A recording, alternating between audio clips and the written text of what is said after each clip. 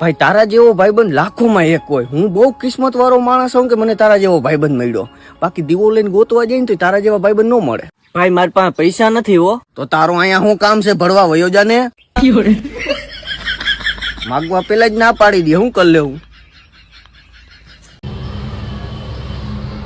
લગ્નમાં 25 લાખનો ખર્ચો આવે અને એ લગ્ન જીવન પતિ પત્ની 50 વર્ષ સાથે કાઢે તો એક દિવસના 136 રૂપિયા અને 98 પૈસાનો પડે. ના આ તો હું નવરો હતો ને એટલે હિસાબ કર્યો. મરદ માણા એને કહેવાય સાહેબ કે સામે ગમે એવી તોફ હોય ને તો ખાલી મૂછે હાથ રાખીને એટલું જ કે આનો ઠંડા પાણીના બાઉન્સ આવી ગયા.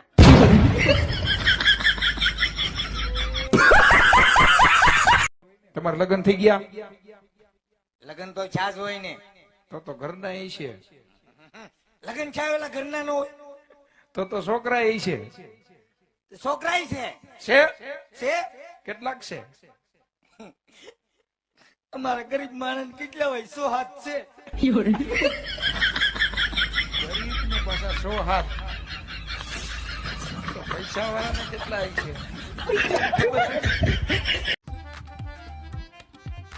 બોલ તારી છેલ્લી ઈચ્છા. હું આરસીબી ની જીત જોવા માંગુ. હે અમર થવા માંગે ભડવો.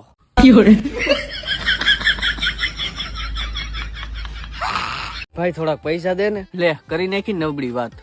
અરે એવડો હાંડરા જેવો માટી થયો, કઈ કામ ધંધો કર. છેલ્લી બાકી કેવાક નું ડ્રાઈવર બની જાય, ટ્રેક્ટર નું ડ્રાઈવર બની જાય, પૈસા કમાતો થઈ જાય. હું આવી રીતે બધે પા માગતો હો. ઉધાર દીધા તા ઈ માગું હું ભડવા? આજ તો ભેગું થાય એમ નથી ભાઈ. કાલે આવજે ને. હજી તમારે થોડુંક જ્ઞાન આપવું તો અમને આપી શકો. કા ભાઈ શું હાલે? કાંઈ નહીં ભાઈ, જો આ બેઠા છે. તમે વેક્સિન લીધી હતી? હા લીધી હતી ને, 3 વખત લીધી. સમાચાર નથી જોતા લાગતા. જોઈ છી ને? સારું કહેવાય તો જલસામાં બેઠા છો. તે નહોતી લીધી? ના હો ભાઈ, આપણે તો નહોતી લીધી. તો તારું કહેવાનું એમ છે ને કે તું ખતરાની બહાર છો, અમે ખતરામાં છીએ. કે છે તો બધા એવું જ. તો તું જાજુ જીવે એમ? સવાલ જ નથી ને. હા તો તું જાજુ જીવ તો તું લોસો કાઢી લેજે.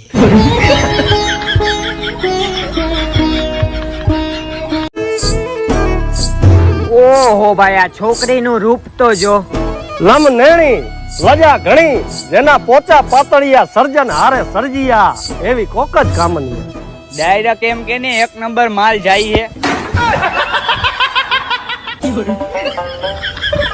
એ અભા, હા આ ડોક્ટર હોય ડોક્ટર, એનો સરકારી નોકરીમાં વારો ન આવે તો એ પોતાનું પ્રાઇવેટ દવાખાનું ખોલી નાખે.